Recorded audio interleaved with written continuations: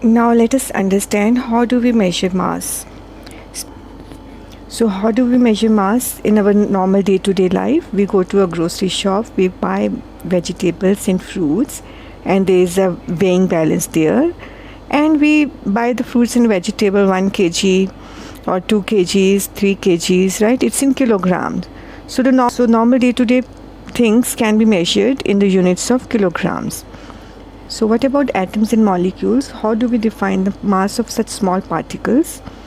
So for that case, we cannot define it in terms of kilograms because kilogram is a much bigger unit. So you cannot use it for the small molecules or small atoms. So in that case, we use a term called unified atomic mass unit. Unified atomic mass unit. Now 1 unified atomic mass unit is equal to, written as 1 U, is equal to 1/12 of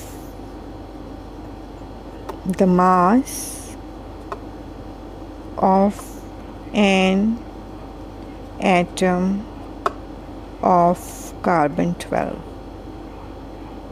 isotope written as C12.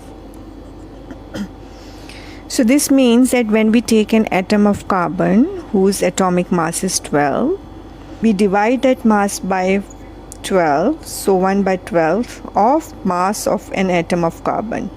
So we take one atom of carbon 12 and divide it by 12.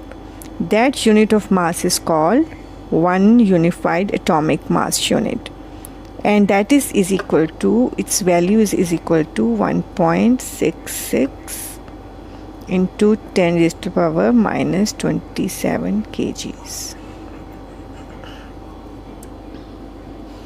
Right? So we take one atom of carbon and divide it by 12. That unit of mass is called 1 unified atomic mass unit. So for the measurement of very small atoms and molecules, we use this measurement of mass. And the range of masses is very large.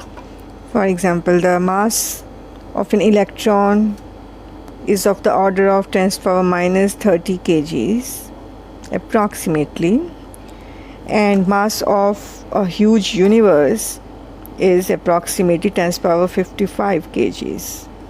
So it is 10 to the power minus 30, and this is 10 to the power plus 55 kgs, mass of the universe, and this is mass of the electron, smallest particle, and this is such a big huge mass.